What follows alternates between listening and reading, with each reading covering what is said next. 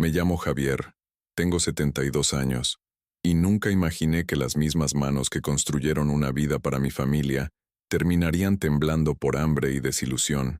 Soy carpintero, o al menos lo fui durante más de 50 años, un oficio que me enseñó la paciencia de la madera y la honestidad del trabajo bien hecho.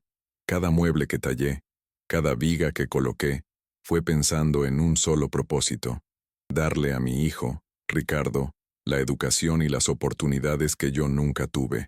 Creí que estaba construyendo un legado de esfuerzo y amor, una fortaleza para su futuro.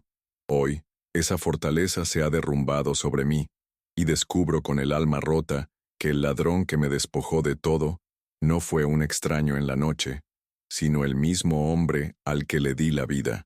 Esta mañana el silencio de mi casa en la colonia Santa María la Ribera se sentía más pesado que de costumbre, casi como una lápida. El sol entraba por la ventana, pero en lugar de traer calor, solo servía para iluminar las partículas de polvo que danzaban en el aire, testigos mudos de mi abandono. Mi esposa, mi querida Elena, se fue hace 5 años, y desde entonces, el eco de su risa ha sido reemplazado por el crujir de la madera vieja y el murmullo de mis propios pensamientos. Siempre pensé que la vejez sería un tiempo de paz, de sentarme en este mismo sillón a ver a mis nietos jugar en el patio, pero la realidad es muy diferente. Es un cuarto vacío, una nevera que solo guarda un trozo de queso seco y la amarga compañía de mi propia soledad. Nunca fui un hombre de lujos, pero el orgullo de mi trabajo me permitió siempre tener un plato de comida en la mesa y pagar mis cuentas a tiempo. Ahora, esas cuentas se apilan en la mesita del teléfono, sus letras rojas, gritándome una urgencia que mi cuerpo ya no tiene la fuerza para atender. La pensión, esa modesta recompensa por una vida de sudor, se había convertido en mi único sustento, el delgado hilo que me mantenía a flote. Ricardo, con su título universitario y sus trajes caros, me convenció hace un año de darle acceso a mi cuenta bancaria. Es para ayudarte, papá, me dijo, para que no tengas que hacer filas, para manejar tus pagos. Confié en él, como un padre confía en un hijo, ciegamente, absolutamente. Mi cuerpo me recuerda constantemente mis años. La espalda me duele con cada movimiento, una protesta sorda por las décadas de cargar tablones y herramientas. Las manos, que antes eran firmes y precisas para trazar una línea recta o clavar un clavo con un solo golpe, ahora están llenas de callos y un temblor que me avergüenza. Camino despacio, apoyándome en las paredes de mi propia casa, un laberinto de recuerdos que ahora se sienten como fantasmas. Las fotografías en las paredes son como ventanas a otro tiempo, a una vida que parece ajena. Allí estoy yo, más joven, cargando a un Ricardo sonriente en mis hombros. Allí está Elena, con su vestido de flores, sirviendo el pastel en su cumpleaños. Éramos una familia feliz, o eso creía yo. El hambre es una bestia extraña. No solo te vacía el estómago, te vacía también la mente. Te roba la capacidad de pensar con claridad, te llena de una ansiedad fría que se instala en el pecho y no te deja respirar. Hoy, esa bestia rugía con fuerza. Necesitaba comprar algo, lo que fuera, un poco de arroz, unos frijoles, y sobre todo, las pastillas para la presión que el doctor me recetó. La idea de caminar hasta el cajero automático se sentía como escalar una montaña, pero la necesidad era más grande que mi cansancio. Me puse mi viejo suéter de lana, a pesar del calor de la Ciudad de México, porque últimamente siempre siento frío, un frío que viene de adentro, del alma. Caminar por las calles del barrio que me vio crecer es un ejercicio de nostalgia y dolor. Recuerdo cuando estas aceras estaban llenas de niños jugando, cuando conocía a cada vecino por su nombre. Hoy, los rostros son extraños, las tiendas han cambiado y yo me siento como una reliquia, un fantasma de otra época. Veo a las familias pasar, a los padres jóvenes empujando carriolas, y una punzada de amargura me atraviesa. Yo también fui ese padre. Yo también tuve esos sueños. ¿En qué momento me equivoqué tanto? ¿En qué punto del camino el amor que le di a mi hijo se convirtió en esta indiferencia cruel que ahora me está matando lentamente. Cada paso hacia el banco era un martirio, una cuenta regresiva hacia una verdad que mi corazón se negaba a aceptar. Frente al cajero automático, la luz brillante de la pantalla parecía burlarse de mí. Metí la tarjeta con manos torpes, el plástico frío contra mis dedos temblorosos. Marqué mi número de seguridad, el mismo que he usado por años, una combinación de fechas importantes que ahora se sentían vacías de significado. Seleccioné la opción de retirar efectivo, una cantidad modesta, solo lo suficiente para pasar la semana. Esperé el sonido familiar de los billetes siendo contados, un sonido que siempre me había traído una sensación de tranquilidad, de deber cumplido. Pero, esta vez el único sonido fue un pitido agudo y seco, seguido de unas palabras en la pantalla que hicieron que mi corazón se detuviera. Saldo insuficiente. Lo intenté de nuevo, pensando que quizás me había equivocado al teclear. Mis dedos, traicioneros, parecían no obedecerme. Volví a introducir la clave, con más cuidado esta vez, deletreando cada número en mi mente.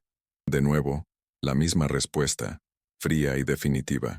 La gente detrás de mí en la fila comenzaba a impacientarse. Sus suspiros eran como pequeñas dagas en mi espalda. Sentí como el calor subía a mi rostro, una mezcla de pánico y humillación. No podía ser. Siempre había algo, por poco que fuera. Siempre. Me alejé de la máquina sintiendo las miradas de todos sobre mí, sintiéndome expuesto, frágil, como un anciano que ya no entiende cómo funciona el mundo moderno. El banco era mi última esperanza. La caminata de 2 cuadras se sintió eterna. Al entrar, el aire acondicionado me golpeó, pero no logró apagar el fuego de la angustia que crecía en mi interior. Esperé mi turno, sentado en una silla de plástico duro, observando a la gente ir y venir, cada uno con sus propias vidas, sus propias preocupaciones, ajenos a la tormenta que se desataba dentro de mí. Cuando finalmente me llamaron, me acerqué a la ventanilla y le expliqué mi situación a una joven gerente, cuyo rostro mostraba una expresión de eficiencia impersonal. Le di mi nombre, mi número de cuenta, y le pedí que por favor me dijera qué estaba pasando. Ella tecleó en su computadora, sus uñas largas haciendo un ruido rítmico sobre el teclado. Su expresión no cambió mientras los números aparecían en su pantalla. Luego, levantó la vista y me miró con una especie de piedad burocrática que me hizo sentir aún más pequeño. Señor Javier, dijo con una voz suave pero firme, su cuenta ha tenido varios retiros en los últimos meses. El último fue hace 3 días. La cuenta está prácticamente en ceros.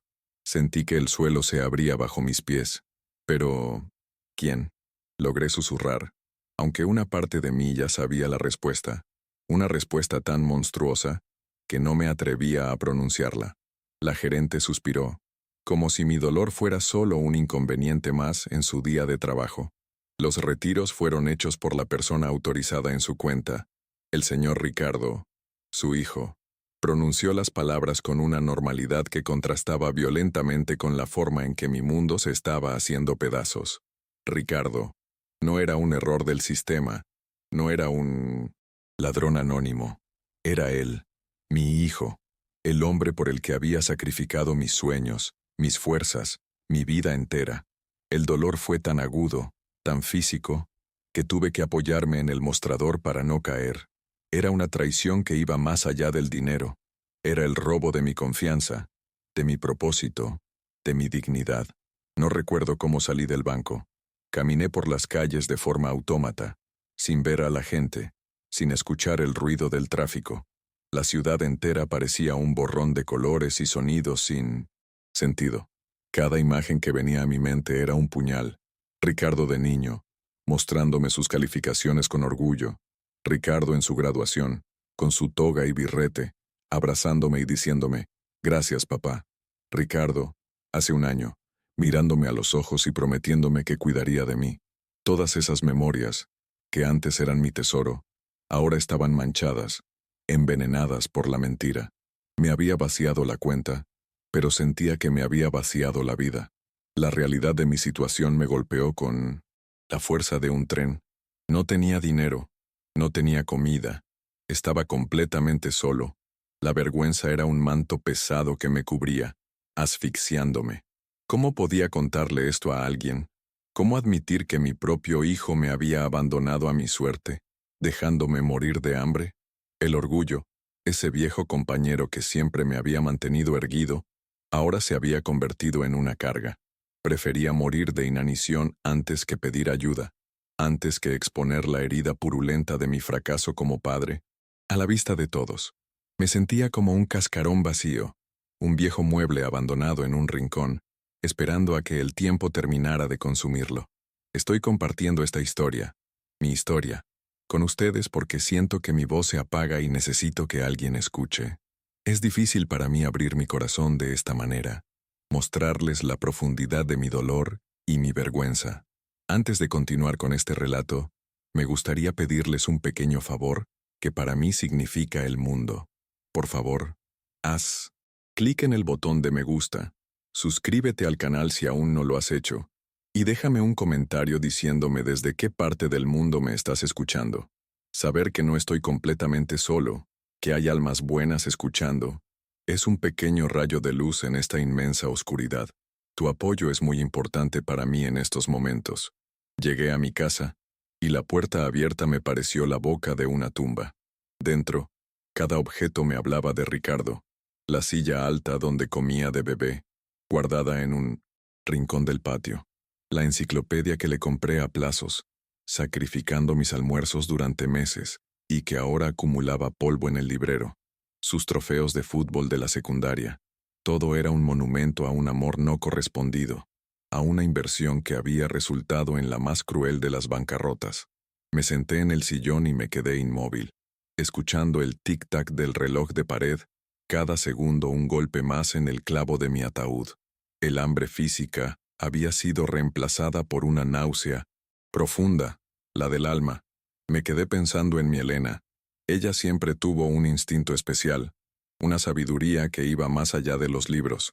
A veces, cuando Ricardo ya era un adolescente, ella me decía en voz baja, «Javier, no le des todo tan fácil. Tiene que aprender el valor de las cosas». Yo, en mi ceguera de padre orgulloso, no la escuchaba. Quería que mi hijo tuviera todo lo que yo no tuve, sin darme cuenta de que al quitarle las dificultades, también le estaba quitando la oportunidad de desarrollar un corazón fuerte, un alma agradecida. Ahora, en el silencio aplastante de la casa, sus palabras resuenan como una profecía que no supe entender. Quizás el error no fue solo de Ricardo. Quizás el error también fue mío. Desde mi ventana, puedo ver la vida que sigue su curso al otro lado de la calle. Allí hay una pequeña fonda, un lugar humilde pero siempre lleno de vida. El olor a tortillas recién hechas y a guisados caseros se cuela a veces por mi ventana. Un tormento delicioso que me recuerda lo que he perdido. He observado a la gente que trabaja allí. Hay una muchacha joven, no debe tener más de 25 años, que siempre está moviéndose, sirviendo mesas, barriendo la acera, pero siempre con una sonrisa amable en el rostro. Su energía es un contraste brutal con mi propia inercia, con mi rendición. La veo y pienso en la juventud, en la esperanza, en un mundo que ya no me pertenece. Ella se llama Elena. Lo sé porque la he escuchado gritarle a la cocinera. Es delgada, con el cabello largo y oscuro recogido en una trenza, y sus ojos tienen una profundidad que parece contar una historia de esfuerzo, muy diferente a la de mi hijo. La he visto tratar a los clientes mayores con una paciencia y un respeto que me conmueven. Les acerca una silla, les habla más fuerte si no escuchan bien, les sonríe con una calidez genuina. Es una bondad que no pide nada a cambio, una luz en medio de la indiferencia de la gran ciudad. La observo desde mi ventana, desde mi prisión de soledad, sin saber que esa joven desconocida está a punto de convertirse en un faro en mi naufragio. Los días siguientes se mezclaron en una neblina de hambre y desesperación. Apenas me levantaba del sillón, bebía agua del grifo para engañar a mi estómago, pero el cuerpo no se deja engañar por mucho tiempo. Empecé a sentirme débil, mareado. Cada vez que cerraba los ojos, veía el rostro de Ricardo, no el rostro del hombre que me robó, sino el del niño que se dormía en mis brazos. ¿Cómo puede alguien cambiar tanto? ¿Cómo puede el amor de un padre convertirse en un arma para ser usada en su contra? La pregunta daba vueltas en mi cabeza, una y otra vez, sin encontrar respuesta, carcomiendo lo poco que quedaba de mi espíritu. A veces, la vergüenza me empujaba a salir. Me sentaba en un banco de la pequeña plaza que está frente a la fonda, solo para sentir el sol en la piel, para recordarme que seguía vivo, aunque no supiera por qué. Veía a los niños correr, a las parejas pasear de la mano, a otros ancianos como yo conversando animadamente. Yo estaba allí, pero no era parte de ese mundo. Era invisible, un espectador de una vida que ya no me incluía. Miraba la fonda de reojo, el humo saliendo de su chimenea, el movimiento constante de gente entrando y saliendo. El olor a comida me llegaba y tenía que tragar saliva para contener las lágrimas de pura necesidad. Fue en una de esas tardes, sentado en ese banco, sintiéndome más débil y solo que nunca, que vi a la joven Elena salir de la fonda durante lo que parecía ser su descanso. Llevaba un pequeño plato en las manos. Por un momento, pensé que iba a sentarse a comer sola, pero entonces, sus ojos se encontraron con los míos. Hubo un instante de vacilación en su rostro, y luego, con una determinación suave, comenzó a caminar directamente hacia mí. Mi primer instinto fue levantarme e irme, huir de la piedad que seguramente veía en sus ojos, pero mis piernas no me respondieron. Estaba anclado a ese banco por el peso de mi propia desolación. Ella se paró frente a mí, y su sonrisa era tímida, respetuosa. No había lástima en su mirada, sino algo más profundo, un reconocimiento. Don Javier, dijo con una voz suave, y me sorprendió que supiera mi nombre. Quizás algún vecino se lo dijo. La doña cocinó chilaquiles de más hoy. Por favor, acéptelos para que no se echen a perder. Sostenía el plato humeante frente a mí, y el aroma del chile y el queso fresco me golpeó con una fuerza que casi me hace llorar. Sabía que su excusa era una mentira piadosa, un acto de delicadeza para proteger mi orgullo. Era un regalo, un gesto de humanidad pura y simple. En ese momento, algo dentro de mí se rompió. No fue el hambre lo que me venció, sino la bondad de una extraña. Durante días me había sentido invisible, desechado por la única persona que debía amarme. Y ahora, esta joven, que no me debía nada, me estaba viendo. Realmente me estaba viendo. Acepté el plato. Mis manos temblaban tanto que casi lo tiro. No pude decir nada. Solo asentí con la cabeza, con un nudo en la garganta que me impedía hablar. Las lágrimas que había contenido durante tanto tiempo finalmente rodaron por mis mejillas, mezclándose con el polvo y la suciedad de días de abandono. No eran lágrimas de tristeza, sino de gratitud. Comí lentamente. Cada bocado era una explosión de sabor y de vida en mi boca. No eran solo chilaquiles, era esperanza, era dignidad, era la prueba de que todavía existía la bondad en el mundo. Elena se sentó, a una distancia prudente en el mismo banco, sin decir nada, simplemente acompañándome en silencio mientras yo comía. Su presencia era reconfortante, un bálsamo para mi alma herida. Cuando terminé, le devolví el plato vacío, y finalmente pude susurrar un «gracias», que sonó ronco por el desuso de mi voz.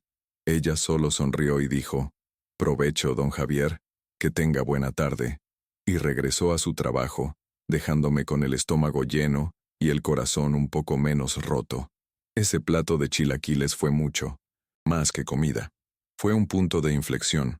Fue el momento en que toqué fondo y una mano inesperada me ofreció una forma de volver a la superficie.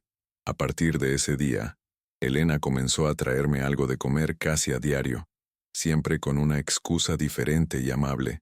Sobraron unas enchiladas. Probamos una nueva sopa y queremos su opinión. Empezamos a conversar, poco a poco. Le conté de mi esposa, de mi oficio de carpintero. Ella me habló de su familia en Oaxaca, de sus sueños de abrir su propio restaurante algún día. En sus palabras encontré un eco del sacrificio que yo mismo había hecho, pero sin el veneno de la amargura. Nuestras conversaciones se convirtieron en el ancla de mis días. Su juventud y su optimismo comenzaron a contagiarme. a recordarme que la vida seguía, incluso después de la peor de las tormentas. En Elena, empecé a ver a la hija que nunca tuve, una persona leal y compasiva, cuyos valores parecían forjados en el mismo fuego de trabajo duro y respeto que yo siempre había admirado. Ella no me juzgaba, no me compadecía, simplemente me trataba como a un ser humano, con la dignidad que mi propio hijo me había arrebatado. Su amistad se convirtió en un refugio, el único lugar donde podía ser yo mismo, sin la pesada capa de la vergüenza. Sin embargo, la bondad de Elena no podía borrar la herida principal. El conflicto dentro de mí era una guerra constante. Por un lado, sentía una gratitud inmensa hacia ella, pero por otro, cada plato de comida que aceptaba era un recordatorio de mi fracaso. Me sentía avergonzado de depender de una joven que apenas tenía para sí misma. ¿Cómo había llegado a esto? Yo, Javier, el hombre que construyó su propia casa con sus manos, el que proveyó para su familia durante 50 años, ahora era un viejo que esperaba la caridad de una muchacha para poder comer. La culpa me carcomía, preguntándome constantemente dónde había fallado en la crianza de Ricardo. Y entonces, como si fuera un fantasma invocado por mis peores pesadillas, Ricardo apareció. Un domingo por la tarde, su coche de lujo se estacionó frente a la casa, un insulto brillante y metálico a la decadencia que me rodeaba. No venía a pedir perdón, no venía a ayudar, venía a justificar lo injustificable. Hablaba de malas inversiones, de deudas que lo estaban ahogando, de un plan para recuperar el dinero que nunca se materializaba. Sus palabras eran huecas, un guión mal aprendido para manipular mis emociones, para intentar hacerme sentir culpable de su propia irresponsabilidad. Era un extraño con el rostro de mi hijo. El conflicto se había materializado. Ya no era solo una batalla dentro de mi cabeza, sino una confrontación real y dolorosa en la sala de mi casa. Él, con su ropa cara y su desesperación egoísta. Yo, con mi ropa gastada y el estómago lleno gracias a la bondad de una extraña. El contraste era grotesco. Me pedía que tuviera paciencia, que lo entendiera, pero en sus ojos no veía arrepentimiento, solo el pánico de un hombre, acorralado por sus propias malas decisiones. No había preguntado si yo había comido, si necesitaba mis medicinas, si estaba vivo o muerto. Su universo giraba únicamente alrededor de sí mismo, y yo solo era un recurso más que había agotado. Mi decepción era un abismo sin fondo. La visita de Ricardo me dejó un veneno en las venas, una mezcla de rabia impotente y una tristeza tan profunda que sentía que me ahogaba. Sus excusas rebotaban en las paredes de mi mente, cada una más hueca que la anterior. No era la desesperación de un buen hombre en problemas, era la arrogancia de alguien que se cree con el derecho de destruir a otros para salvarse a sí mismo. Se fue tan rápido como llegó, dejando tras de sí el olor de su perfume caro y la estela de su egoísmo. Me quedé solo de nuevo, pero esta vez, el silencio no era pacífico. Estaba lleno de sus mentiras, la imagen de su rostro, antes el centro de mi orgullo, ahora se había convertido en el símbolo de mi más grande y dolorosa decepción. Al día siguiente, Elena llegó a la hora de siempre, con un pequeño recipiente que olía a sopa de lentejas. Vio la tormenta en mi rostro, la forma en que mis manos apretaban los brazos del sillón. No preguntó directamente, su delicadeza era un don, pero sus ojos me invitaban a hablar, y por primera vez, las palabras comenzaron a salir, torpes y fragmentadas. No le conté todo, no podía. La vergüenza aún era un muro demasiado alto, pero le hablé de la visita, de la sensación de que un extraño habitaba el cuerpo de mi hijo. Ella escuchó en silencio, asintiendo de vez en cuando. Su sola presencia era una validación de mi dolor, un ancla en medio de mi caos emocional. Nuestros encuentros se volvieron una rutina sagrada. Hablábamos de cosas simples, de su pueblo en Oaxaca, de las recetas de su abuela, de mis años como aprendiz de carpintero. Descubrí que detrás de su sonrisa había una fortaleza inmensa. Trabajaba 12 horas al día, 6 días a la semana, para enviar dinero a sus padres y hermanos. Su sacrificio era real, tangible, y lo hacía con una alegría y una lealtad que me avergonzaban al compararlo con la traición de mi propio hijo. En su historia, vi un reflejo de mi propia vida de esfuerzo, pero su narrativa estaba llena de esperanza, mientras que la mía se había teñido de amargura. Ella, sin saberlo, me estaba enseñando a mirar más allá de mi herida. Una tarde, mientras limpiaba un viejo baúl en busca de unas fotografías de mi esposa, encontré una pequeña caja de madera que yo mismo había tallado para Ricardo cuando cumplió 15 años. Dentro, guardaba sus tesoros de adolescente, canicas, una entrada de cine, una carta que nunca envió. Sostener esos objetos me transportó en el tiempo. Recordé con una claridad dolorosa las primeras veces que me pidió dinero prestado, ya en la universidad. Eran cantidades pequeñas, para un libro, para una salida con amigos. Te lo devuelvo en cuanto pueda, pa. Decía siempre con una sonrisa encantadora que desarmaba cualquier duda.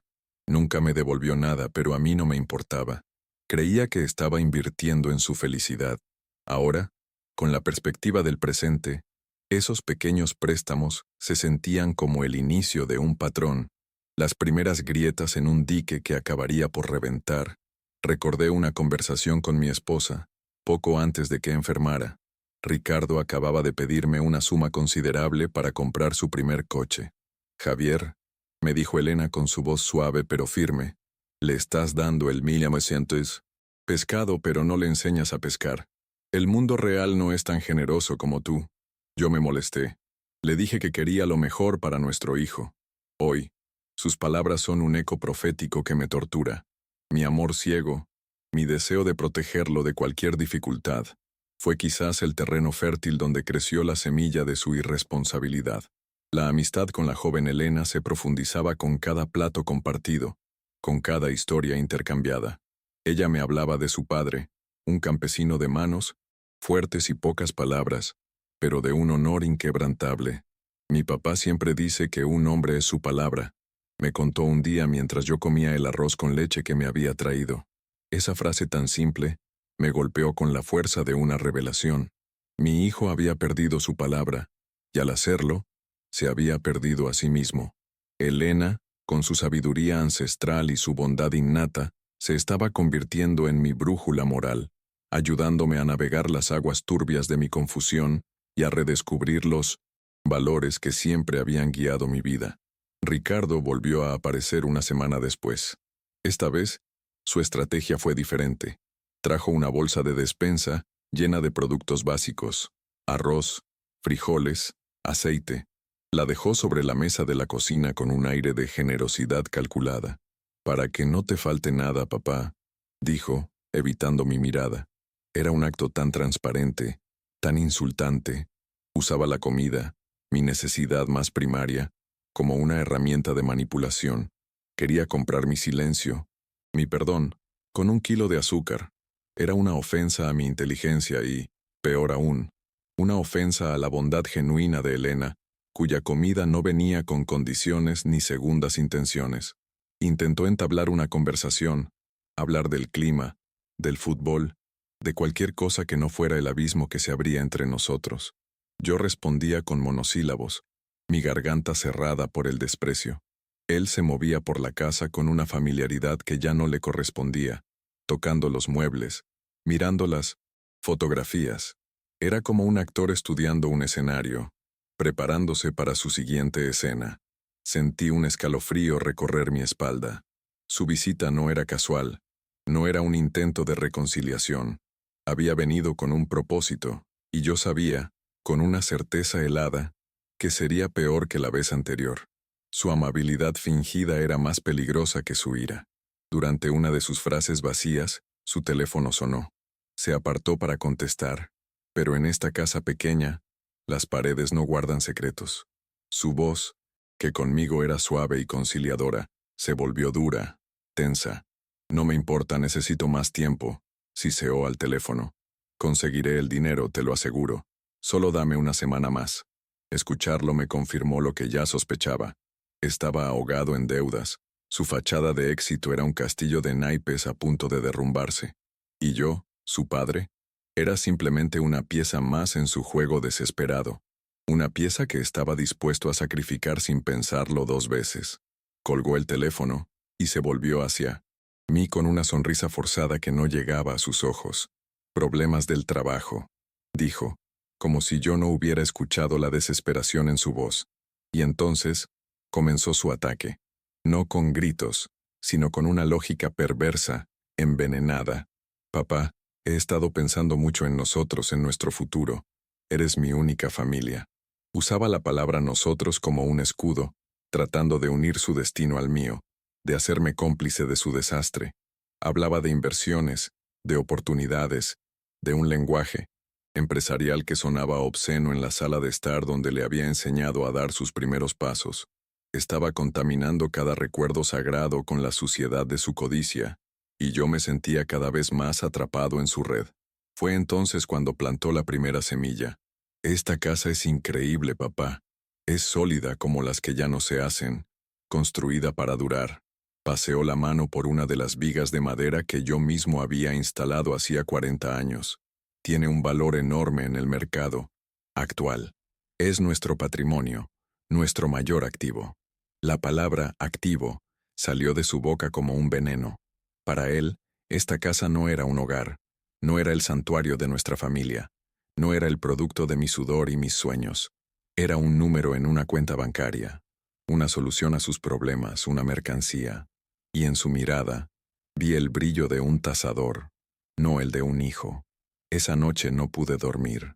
Sus palabras daban vueltas en mi cabeza. Nuestro mayor activo.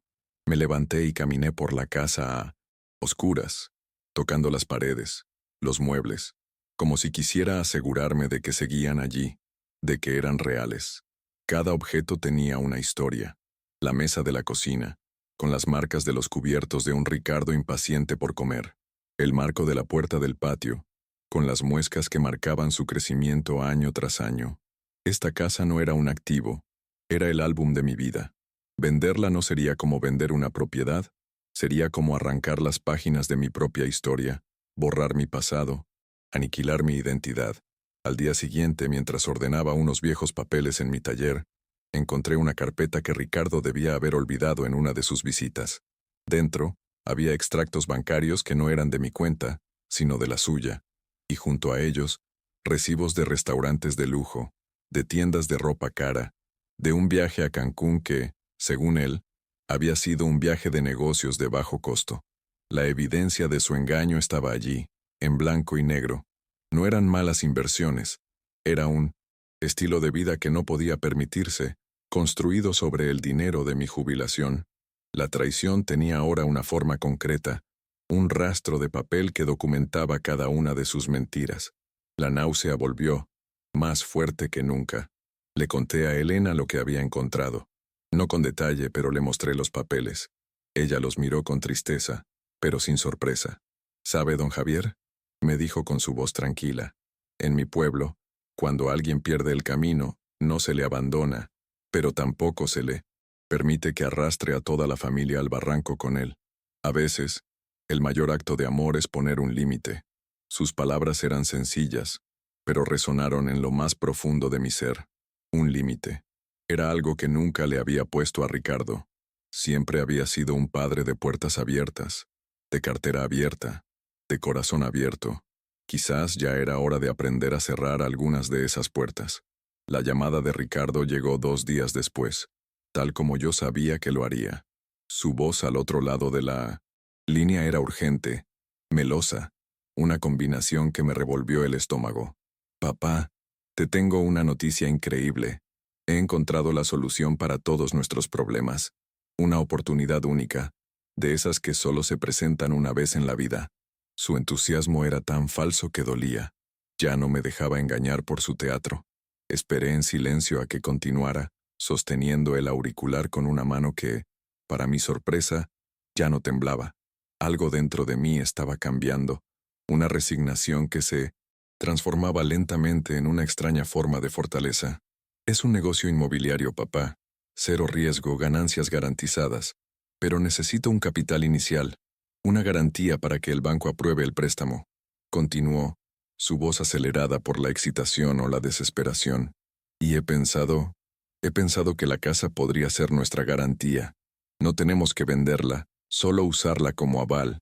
En 6 meses te juro que te devuelvo todo y más. Seremos ricos, papá. Podrás vivir como un rey. Allí estaba, la propuesta final envuelta en promesas de un futuro dorado, pero que en realidad era una sentencia de muerte para mi pasado y mi presente. Quería hipotecar mi alma para pagar sus deudas. Me quedé en silencio, un silencio tan largo que él tuvo que preguntar, «Papá, ¿sigues ahí? ¿Qué te parece?» ¿Qué me parecía? Me parecía la más monstruosa de las propuestas, el acto final de su egoísmo. Pero en lugar de gritarle, en lugar de insultarlo como una parte de mí deseaba, una calma fría se apoderó de mí. «Tengo que pensarlo, Ricardo», le dije, y mi propia voz me sonó extraña, distante. «Es una decisión muy grande». Colgué el teléfono antes de que pudiera replicar, y me quedé mirando el aparato, sintiéndome como un hombre al borde de un precipicio, con la voz de su propio hijo susurrándole que salte. Esa tarde, no pude esperar a que Elena viniera. Fui yo quien cruzó la calle, y me senté en una de las mesas vacías de la fonda. Cuando ella se acercó, le conté la propuesta de Ricardo. Se lo conté todo. El robo, las mentiras, la manipulación, la amenaza sobre la casa. Las palabras salieron como un torrente, liberando meses de dolor y vergüenza acumulados. Ella me escuchaba, secando un vaso con un trapo, sus ojos fijos en los míos, reflejando toda la indignación y la compasión que yo necesitaba ver. No me interrumpió ni una sola vez, permitiéndome vaciar todo el veneno, limpiar la herida para que pudiera empezar a sanar. Cuando terminé, ella dejó el vaso sobre la barra y puso su mano sobre la mía. Su piel era joven y suave contra la mía, vieja y callosa. «Don Javier», dijo, y su voz era firme, «su casa es más que ladrillos y cemento. Es el trabajo de su vida. Son los recuerdos de su esposa. Es el lugar donde usted todavía es usted. Eso no se puede poner como garantía para nada ni para nadie. Eso no tiene precio». Sus palabras no eran un consejo, eran una afirmación de mi propio valor, de la santidad de mi espacio, de mi historia. Era el permiso que necesitaba para empezar a luchar, no por el dinero, sino por algo infinitamente más importante, mi dignidad. La conversación con Elena fue como un bálsamo, pero también como un llamado a la acción. Me di cuenta de que mi pasividad, mi dolor silencioso, solo le estaba dando más poder a Ricardo. Había pasado semanas sintiéndome como una víctima, como una hoja a la deriva en la corriente de su egoísmo, pero la verdad es que yo no era una víctima pasiva. Yo era el dueño de esa casa.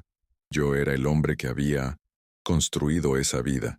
Y aunque mis fuerzas físicas estuvieran mermadas, mi espíritu, ese viejo roble que había soportado tantas tormentas, todavía tenía raíces profundas.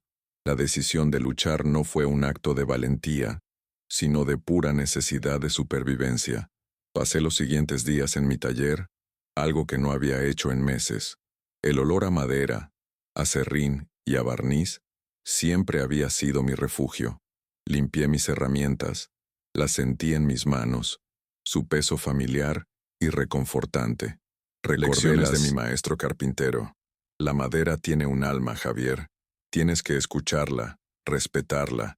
No puedes forzarla a hacer algo que no es. Y entendí que lo mismo aplicaba a mi hijo.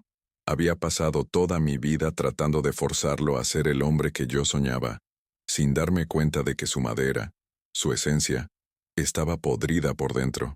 Y ninguna herramienta, ningún amor de padre, podía arreglar eso. La sensación de vulnerabilidad era inmensa. Ricardo conocía mis debilidades. Sabía qué botones emocionales presionar. Sabía cómo usar mi amor paternal en mi contra.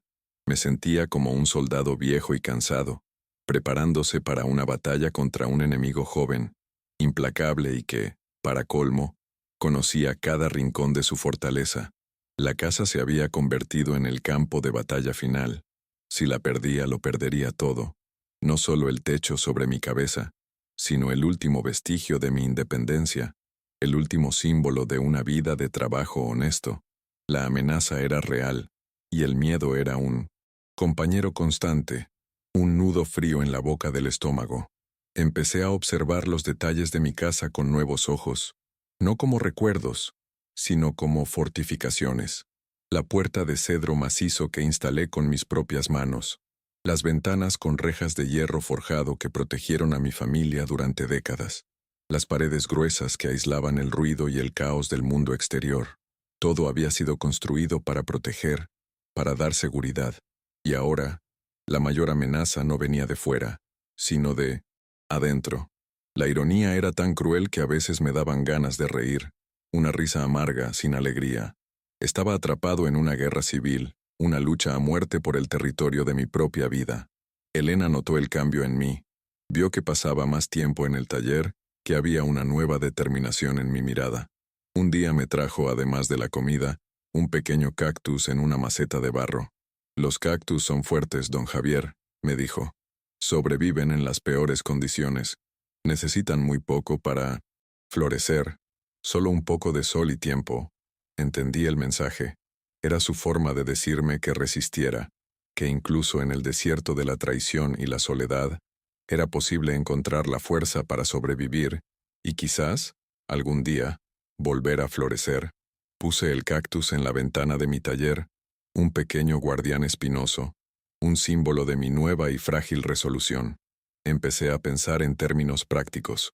Busqué la escritura de la casa, ese viejo documento de hojas amarillentas que guardaba en una caja, de metal junto a mi acta de nacimiento y mi certificado de matrimonio.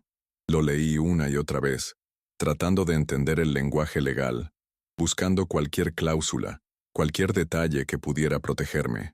El nombre en la escritura era el mío, Javier, y el de mi difunta esposa. El nombre de Ricardo no aparecía por ningún lado. Eso me dio un respiro, una pequeña ventaja táctica en esta guerra que no había pedido. La casa era mía, y solo yo podía decidir su destino. La pregunta era si tendría la fuerza para defenderla. Los días pasaban y la llamada de Ricardo no llegaba. Este silencio era peor que sus mentiras, una forma de tortura psicológica. Sabía que estaba planeando su próximo movimiento, afilando sus argumentos, preparando su asalto final. Esta tensa espera me desgastaba, me robaba el sueño y el apetito, incluso la deliciosa comida que Elena me traía me sabía a ceniza. Vivía en un estado de alerta constante, sobresaltándome con cada ruido, con cada coche que pasaba por la calle.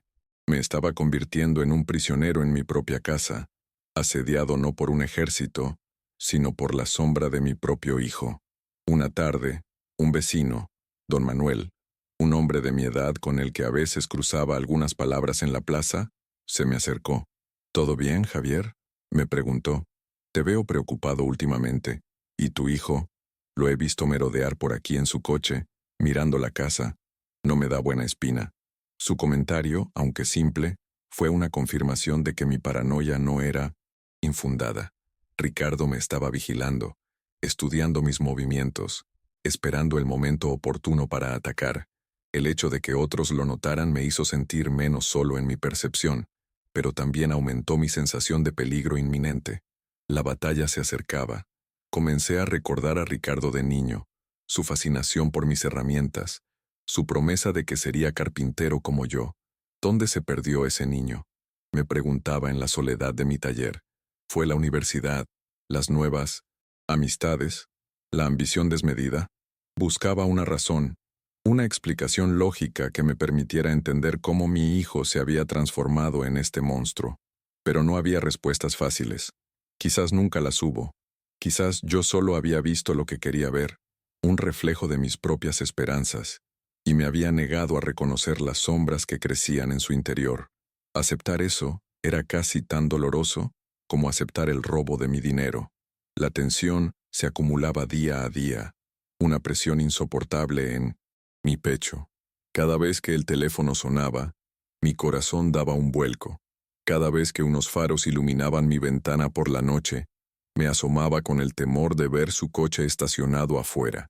Mi hogar, mi refugio, se había convertido en una trinchera, y yo me sentía viejo, cansado, sin las armas necesarias para la lucha que se avecinaba.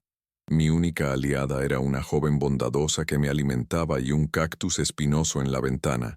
No parecía un ejército formidable contra la astucia y la falta de escrúpulos de mi hijo.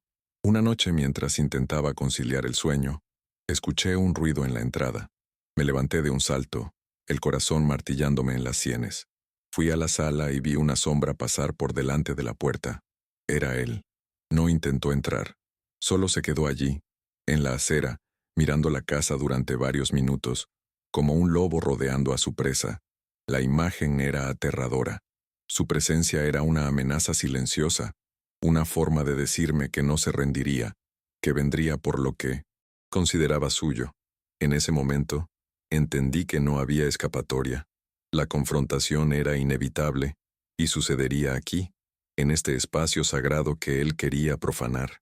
Mi conversación con Elena al día siguiente fue diferente. Ya no había solo tristeza en mi voz, sino una rabia fría. Lo vi anoche, le dije, vigilando la casa. Ella no se inmutó.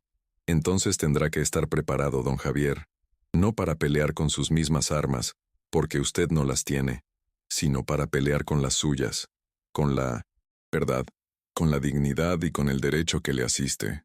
Sus palabras me dieron una nueva perspectiva. No tenía que rebajarme a su nivel de manipulación. Mi fuerza no residía en la astucia, sino en la justicia de mi causa. Tenía que aferrarme a eso, a mi verdad, como un náufrago se aferra a un trozo de madera. Pasé las horas siguientes en mi taller, pero no trabajaba, solo miraba mis manos. Estas manos habían cambiado pañales, curado heridas, aplaudido logros y construido un hogar. Eran manos que habían dado amor incondicionalmente, y esas mismas manos eran las que ahora tendrían que trazar una línea en el suelo, una frontera que ni siquiera mi propio hijo podría cruzar. El dolor de esa decisión era inmenso. Era antinatural que un padre tuviera que defenderse de su hijo, pero la situación había llegado a un punto en que mi supervivencia dependía de ello. Tenía que elegir entre mi hijo y mi propia alma.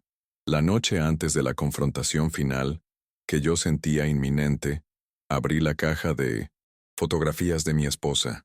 Miré su rostro sonriente, su mirada llena de amor y sabiduría. ¿Qué harías tú, mi vieja?, le susurré a la imagen. Y aunque no hubo respuesta, sentí una extraña paz.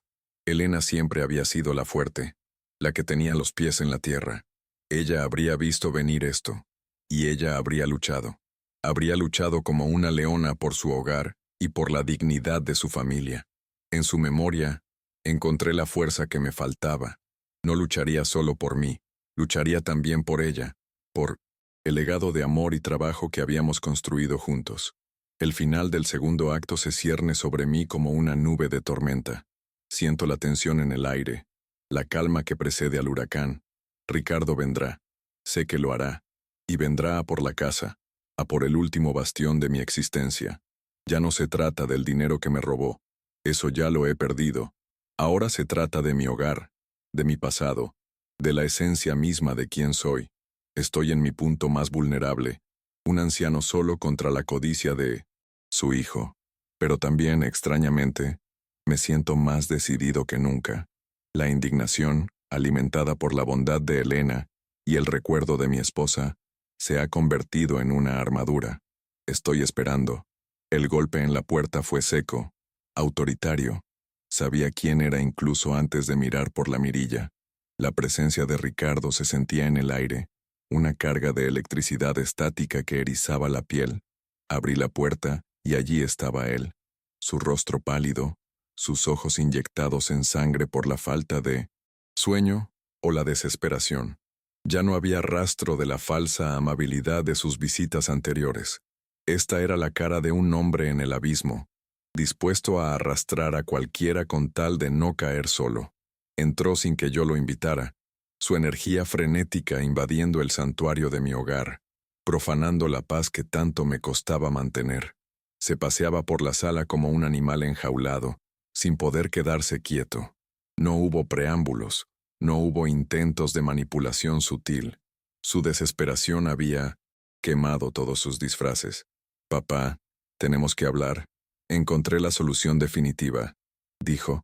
Su voz era una mezcla extraña de euforia y pánico. «Vamos a vender la casa».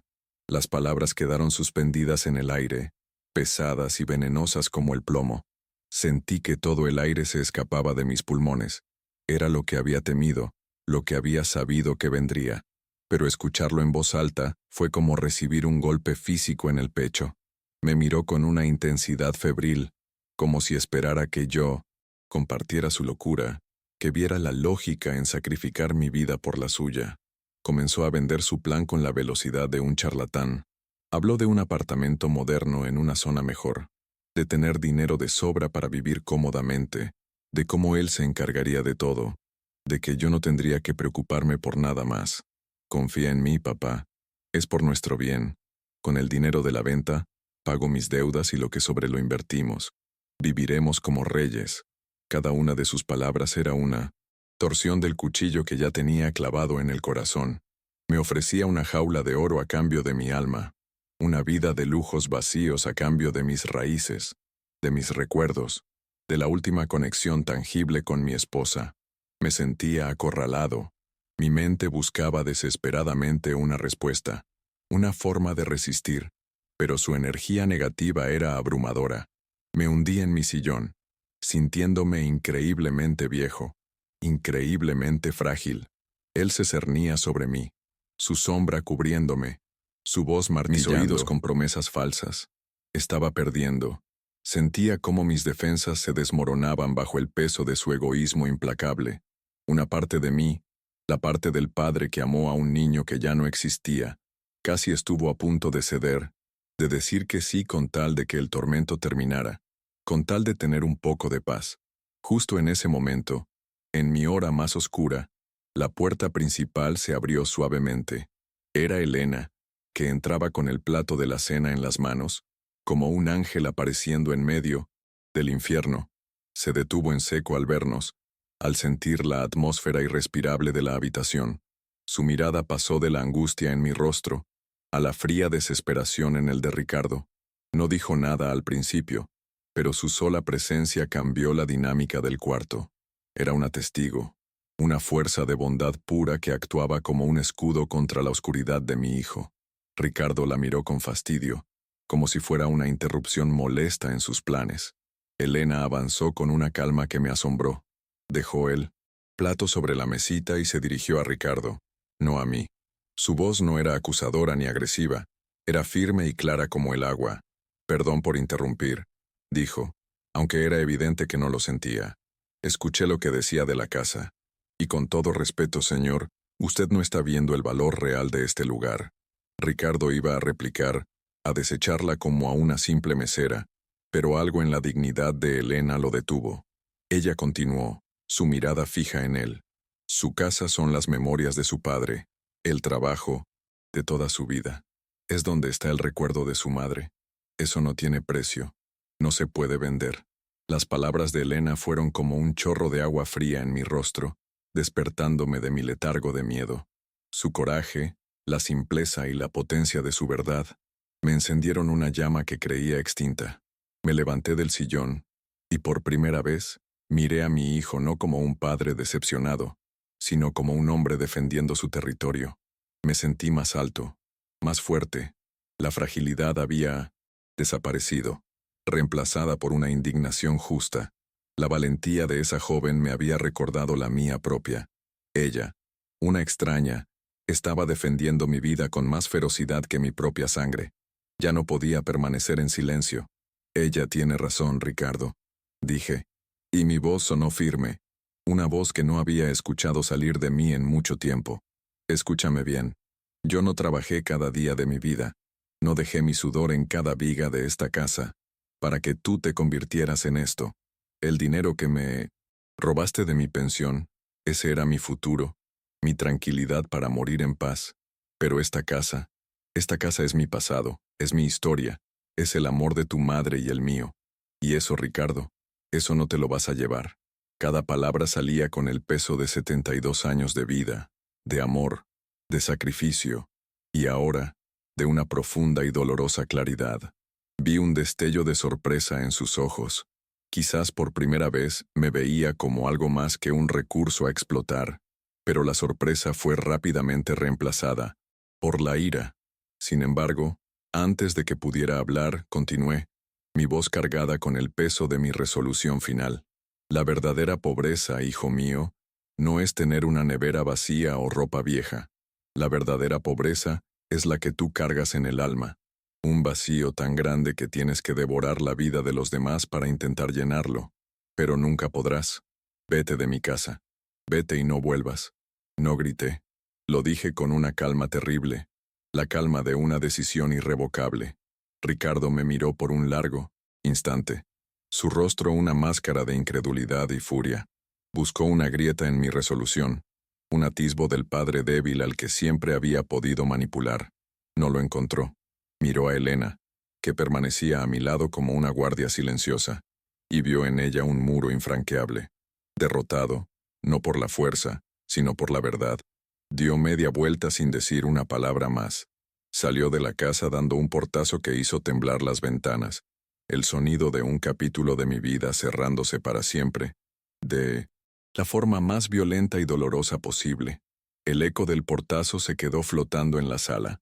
Cuando el sonido se desvaneció, un silencio profundo llenó la casa. El aire todavía vibraba con la tensión del enfrentamiento. Mis piernas finalmente cedieron y me dejé caer en el sillón, temblando de pies a cabeza. No era un temblor de miedo, sino de la adrenalina y el agotamiento emocional de la batalla más dura de mi vida. Había ganado, había salvado mi hogar, pero el precio había sido la aniquilación final de cualquier esperanza que aún albergara sobre mi hijo. Era una victoria amarga, una que dejaba un sabor a cenizas en la boca y un hueco helado en el lugar donde antes había estado el amor paternal. Elena se acercó, y sin decir nada, me sirvió un vaso de agua. Sus manos eran firmes. Se sentó en una silla frente a mí, y nos quedamos en silencio durante un largo rato. No hacían falta palabras. En su compañía silenciosa, encontré un consuelo que ninguna frase bien intencionada podría haberme dado. Ella no intentó decirme que había hecho lo correcto ni que todo estaría bien. Simplemente estuvo allí, presente, compartiendo el peso de mi dolor y de mi liberación. En ese momento, en la quietud de mi sala recién defendida, entendí que la familia no siempre es la que te toca por sangre, sino la que elige quedarse a tu lado en la tormenta. Los días que siguieron a la confrontación fueron extraños. Sentía una mezcla de alivio y un luto profundo.